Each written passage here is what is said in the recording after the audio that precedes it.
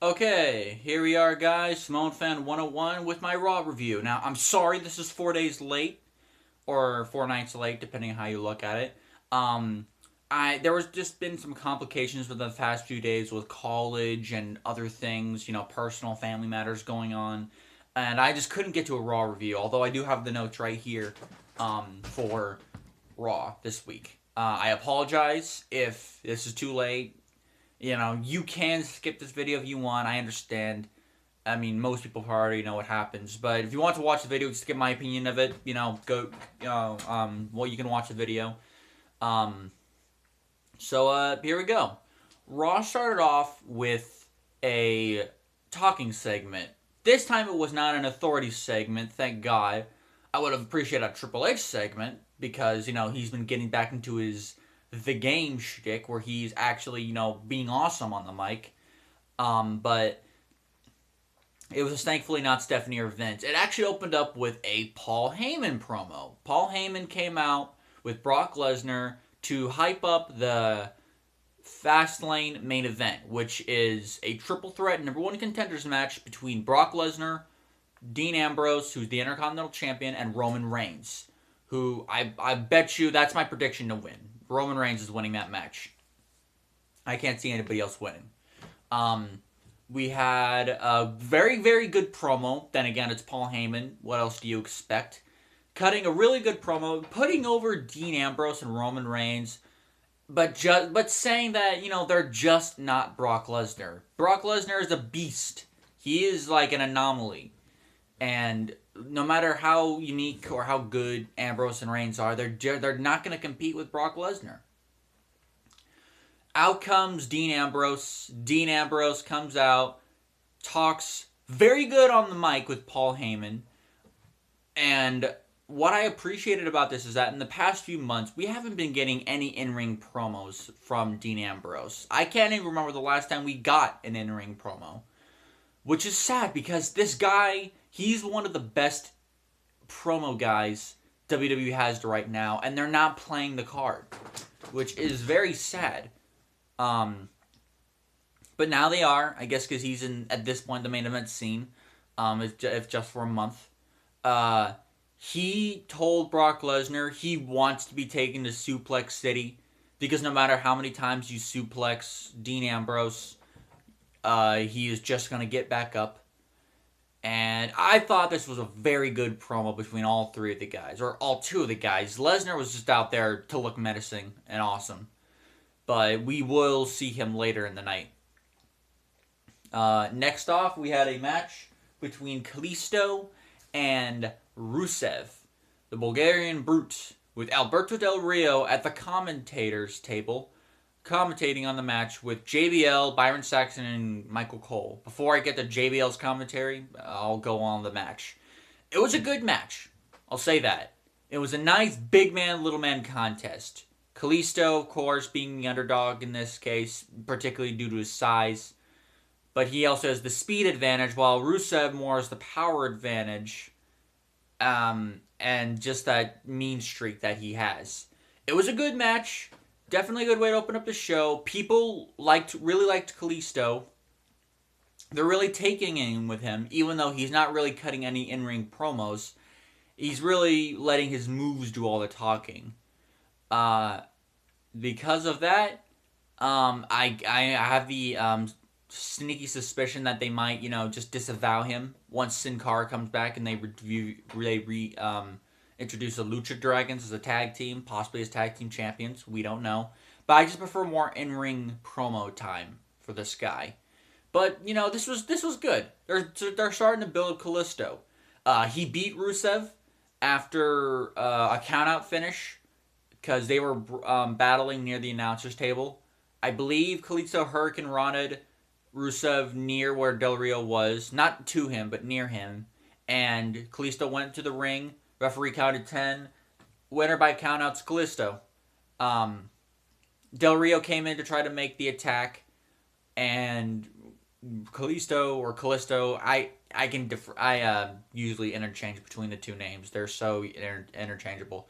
Got out of dodge, made sure he wasn't getting the crap kicked out of him.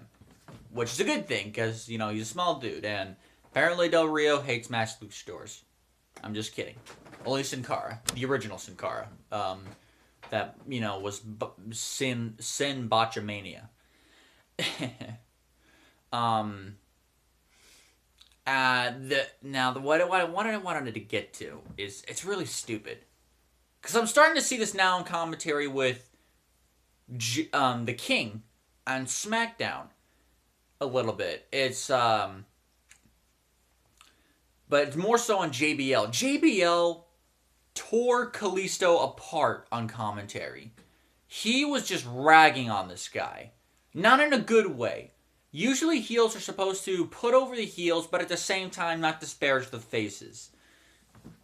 JBL this time, he fucking tore down Kalisto. This was a straight up burial on commentary.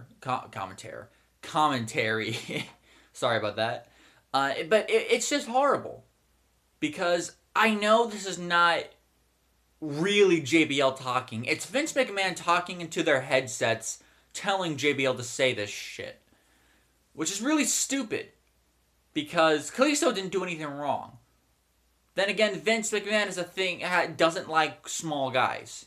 Why? He's into the muscular, steroid-looking dudes because, he's muscular and steroidish. Don't believe me? He doesn't take the same kind of drug test that everyone else in the company takes. So, that guy can... Why? Because he's the owner of the company. He can... And as the Solid Monster said a few weeks ago, he can roid himself up with horse steroids into his ass and not get caught because he's Vince McMahon. He can do whatever the hell he wants. Sorry about that little rant. But I just don't like how they're tearing down an upcoming babyface who's also your United States champion. I don't like that at all. Just how they're destroying him. Of course, Del Rio's nicknamed by JBL's the Mexico's greatest export, which is really funny because, Del Rio just lost the U.S. title twice to Kalisto. So, I'm pretty sure at this point in time, Kalisto is Mexico's greatest export. But of course, JBL, he's a heel commentator. He's also an idiot because his commentating has sucked the past few years. Nowhere near as good as it used to be back on SmackDown in 06 and 07. Yeah, there's my little rant there. Next, we have a backstage segment between Roman Reigns, Dean Ambrose, and Stephanie McMahon. They're in the office of Stephanie and Triple H. We see the title belt, Triple H's title belt with his side plates, which are actually really cool, in a glass case. Stephanie comes up, teases a breakup between Reigns and Ambrose at Fastlane in that triple threat match. Citing examples such as Randy Orton breaking from Evolution. Actually, that is actually wrong. Evolution kicked Randy out. It was really Batista who broke out of Evolution, but Batista's gone from the company, so we don't mention him. We also have... She also brought up the breakup between Shawn Michaels and Marty Jannetty, which is true. That actually did happen. In order for Jannetty and Michaels to break out as single stars, more so Michaels. I love Dean Ambrose because it's like, what happens when what happens, upcoming to Fastlane? Oh, we're brothers. We fight for each other. What happens at Fastlane? I'm gonna punch him in the face. I love Dean Ambrose. He's just so awesome. Dean Ambrose is the man. There's also a couple other things that were said, but it was mainly the same shtick. Stephanie teases, the breakup. Reigns and Ambrose, put it off saying she's just trying to get in between us. Not in that way. That came out of my mouth just now. I just wanted to make sure that that didn't come off wrong. Next, we have a match between the Usos and the Social Outcast. Which two members of the Social Outcast? Doesn't really matter. I mean, all of them pretty much are in the same spot. All I know is that Bo Dallas wasn't there. but I can tell you Axel, Slater, and Rose was. I think it was actually Curtis Axel. No, not Curtis. It was actually Heath Slater and Adam Rose. It was a decent. It was a decent 4 or 5 minute match, but this was just a waste of both guys because they were out there for 5 minutes. What are they really building up here? Nothing.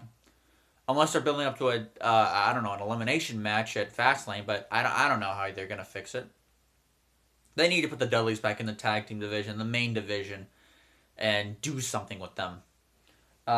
Next we have one of the better moments of the night, Miz TV.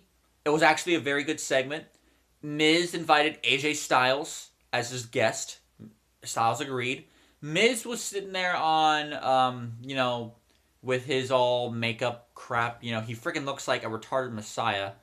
I swear to God, I'm not kidding.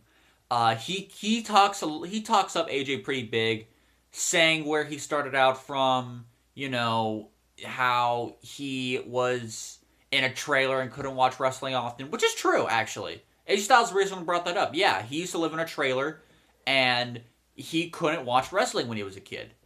He was pretty much born poor.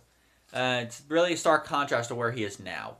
But Miz kept on talking him up. He kept on asking AJ a question like this, and then he would turn the mic towards AJ, and then just take it back from before AJ could even say a word at all. Eventually, slowly but surely, he was talking up Styles really great, and then it just went back down in terms of heelishness because Miz ended up talking about himself, saying that Styles, you could be, in the big leagues, because I main evented WrestleMania, and I mentored one of the most over wrestlers in WWE today, and that's Daniel Bryan, which makes me the father of the Yes Movement. Miz was really talking up heel here. Didn't allow Styles to talk, which was really pissing Styles off. And then at the end of the segment, Miz, called out to the crowd saying, "Can a Southern hick even make it to the WWE?" Crowd said yes. Miz said, "Not a chance in hell." Styles immediately afterwards, as Miz turned around, just punched him right in the face and just beat the ever-loving crap out of Miz. Now, this led to a match on Smackdown, which I will get into after the Raw review is over. After I finish Raw review, I'm just going to give a brief rundown of the match on Smackdown and what's happening, because it is somewhat important. Styles basically wasn't given a word here, but his emotions, his actions, did more of the talking. I really hope this guy gets some promo time soon, because I don't want him to end up like Tyler Breeze, where Vince, after a few weeks, is like, yeah, I don't see anything in him. Let's get rid of him. Or let's push him down and make him a jobber. I would hate that to happen.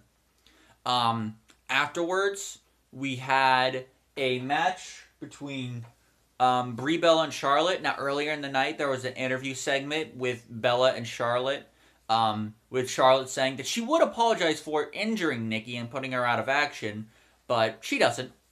I love Charlotte. I wouldn't either, sort of. If it was a legit injury made by someone else, I would apologize, of course. But I'm not a fan of Nikki Bella. Not at all. She's only in the position that she's at because she is in bed with John Cena, and that's it. She's not there because she's special. She's there because she sleeps with John Cena, and she has huge tits. That's it. Even though she is very hot. That's all. But they had a match. It was a 3 to 4 minute match. Nobody cared except for the ending when Brie Bella pulled Charlotte into a small package after Ric Flair was on the apron for like a minute. And that apparently was a distraction enough for Bella to get the win. So we are building a program up to Fastlane between Brie Bella and Charlotte for the Divas Championship. I don't mind this too much, as long as the end goal is for Charlotte versus Sasha to happen at WrestleMania, maybe even Charlotte, Sasha, and Becky in a triple threat match. That is my hope. because later in the night we might get a tag match at Fastlane. Now I'll explain why in a moment. Next we have another match between Big Show and Eric Rowan. This was a 1-minute match, and Big Show beat Eric Rowan in a minute. Oh jeez, the things I could say about this. It was not good, not good at all. Despite interference from Strowman and Harper, Rowan lost in a minute. I kid you not. Afterwards, Big Show got destroyed by the Wyatt family, and it was just a gigantic waste of time. It really was. This did absolutely nothing for me. Next, we have Titus O'Neil. Speaking of a waste of time and big disappointment, Titus O'Neil versus Tyler Breeze. O'Neil defeated Tyler Breeze in 2 minutes. How far Tyler Breeze has fallen. When he first debuted, he was seen as a hot prospect. Now, Tyler Breeze is a relative jobber to the stars. Well, I can't even say that, because Titus O'Neil is a jobber to the stars. Tyler Breeze is just a freaking jobber, period. I don't know how. After a couple months, Vince McMahon, despite all the talent that he's done on NXT, I mean, in terms of Tyler Breeze, all the talent he's had and he's shown on NXT, Vince McMahon has said, I don't see anything special in him. Put him in the jobber section. There you go. Which I think is ridiculous, because Vince McMahon doesn't pay attention to NXT, because that is not Vince McMahon's real creation. That is the brainchild of Triple H. The reason why Vince doesn't watch it is because if it's not Vince's idea, he shouldn't care. Or at least not care too much. Which is sad, because people who basically graduate from NXT go to the main roster and get fucked over. Neville, I don't see them doing anything real with Neville. The Lucha Dragons for a while weren't doing anything. They screwed over the Ascension. Bo Dallas, there's Bo Dallas, Adam Rose, who's the former Leo Kruger, and now Tyler Breeze. And I could go on through other NXT guys, but those are the main ones I wanted to mention that they've screwed over in the past. It's just really sad that they've done that, and it pisses me off. Tyler Breeze is in the main roster, but man, he's not going to do anything. He's not even going to be a mid-card champion. I don't see it at all coming.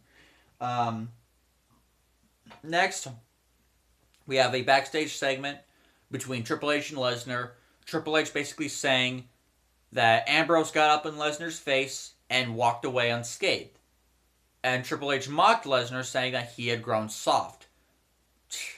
Brock Lesnar just smiled at Triple H, saying that I haven't grown soft.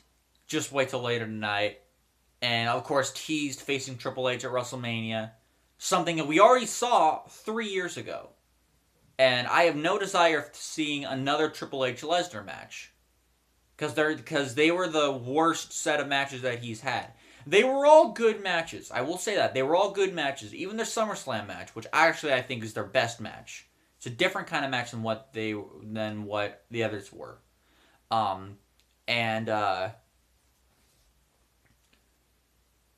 Just a bunch of teasing and all that crap.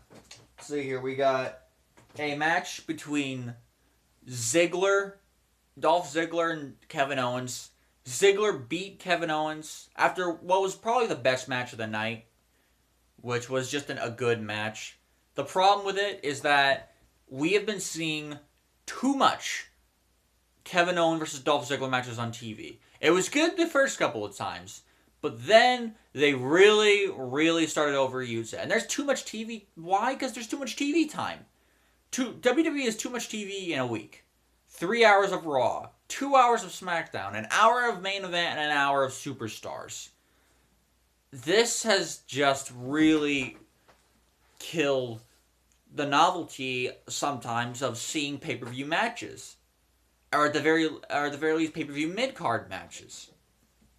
Now, I bring this up because we've been seeing too much of Kevin Owens and Dolph Ziggler, and despite good matches, we've just been seeing too much of it. Now, as of seeing SmackDown, and I've watched SmackDown, they're giving a little bit of a rundown. We might get something different at Fastlane.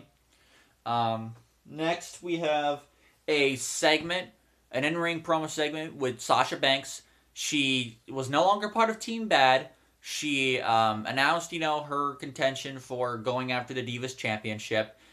Out comes Naomi and Tamina, the two other members of Team Bad.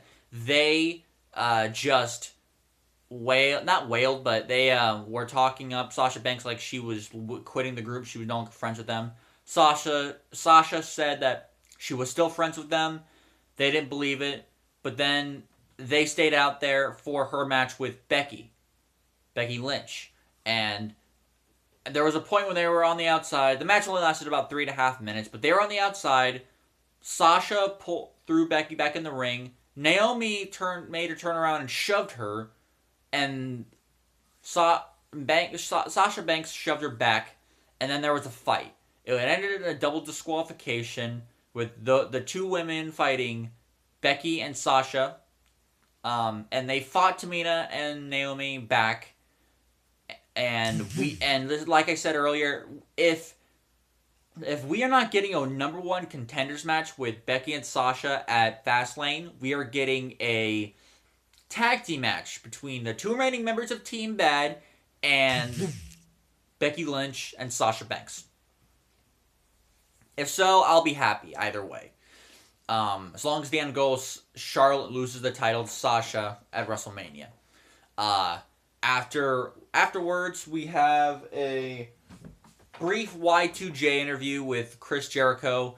He was asked about AJ Styles in the back.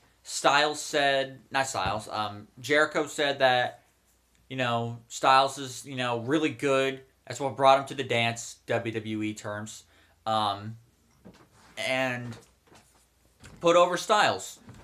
And yeah, it was a good segment. There was another backstage segment with R-Truth and Goldust. I'm not really caring for it because honestly the segments aren't all that funny. Though if I had to come up with a name for the team, it's going to be the Golden Truth. So there's that. The final match of the night was Reigns and Ambrose versus the New Day. It was a 19-minute match. It was just an okay to solid match. It wasn't a great match by any means, but it was definitely a good match. After the match was over, New Day came in to attack Reigns and Ambrose. Lesnar came out. New Day got out of Dodge. Or not New Day didn't get out of Dodge, but one of the members did, because two other members were fighting Reigns on the outside. Lesnar came in the ring, F5'd Ambrose, and that's how Raw basically went off the air.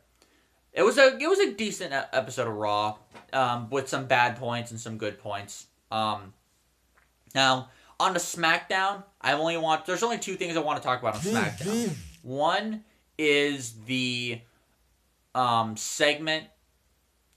the match between Miz and Styles. After AJ Styles beat the Miz, Chris Jericho, who was on commentary, came in the ring, challenged Styles for a rematch of their Raw match next week on SmackDown. That was the challenge. So I'm looking forward to it. There might be a third match at Fastlane, depending on how the second match goes. That's what I'm seeing here. And the second thing I wanted to talk about was after, I think it was Kalisto versus Kevin Owens. I don't remember the result, though I do know that afterwards, Kevin Owens was very pissed off like he was after his match with Ziggler on SmackDown, throwing shit around the commentary table. What I propose here is a triple threat match for the U.S. Championship between Dolph Ziggler, Kevin Owens, and Kalisto. That is the only way I can justify all these matches between the three, specifically Ziggler and Owens. So, those are my reviews for the WWE main shows this week. So I hope you guys enjoyed it, and I will immediately get to recording my reviews for NXT, Lucha Underground, and TNA Impact. So, later, guys.